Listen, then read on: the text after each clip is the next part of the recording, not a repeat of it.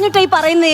എടാ ഇങ്ങനെ സ്വഭാവത്തെ പറ്റി നിനക്കറിയത്തില്ല, നീ എന്നോട് ചോദിക്ക്. എന്താണ് നിങ്ങൾ തമ്മിലുള്ള പ്രശ്നം? അതെ ഞാൻ പറഞ്ഞു.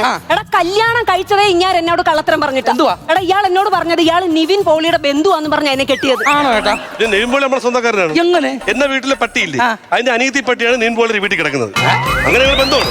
ഇതൊക്കെ ഒരു ബന്ധമാണോ? ഇതൊക്കെ പിന്നെ പട്ടി ബന്ധം. എന്റെ പിന്നെ ഇയാൾക്ക് എന്താ കാര്യമായിട്ട് അതുകൊണ്ട് കേട്ടോ. അത് തന്നെ ഞാൻ പറഞ്ഞത്. കല്യാണം കഴിഞ്ഞ ആദ്യത്തെ ദിവസം സന്തോഷത്തോടെ ഞാൻ ഇങ്ങാരുടെ അടുത്ത് എന്ന് പറഞ്ഞു, ചേട്ടാ ആസിഫ് അലിയുടെ അച്ഛനെ എനിക്ക് നല്ല പരിചയം ഉണ്ടെന്ന്. പിറ്റേ ദിവസം രാവിലെ ഇങ്ങനെ ആർ.സി. പള്ളിയിലെ അച്ഛനോട് ചോദിക്കുക എന്റെ ഭാര്യയായിട്ട് നിങ്ങൾക്ക് എന്തോ ബന്ധം.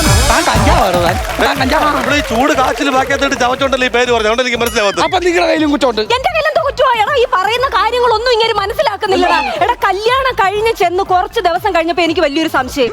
ഞാനിതിങ്ങനെ ശ്രദ്ധിച്ചു. ഇയാളുടെ അച്ഛൻ വീട്ടിനകത്ത് കയറുമ്പം ഇങ്ങാര് പുറത്തിറങ്ങും, ഇങ്ങാര് വീട്ടിനകത്ത് കയറുമ്പം അച്ഛൻ പുറത്തിറങ്ങും.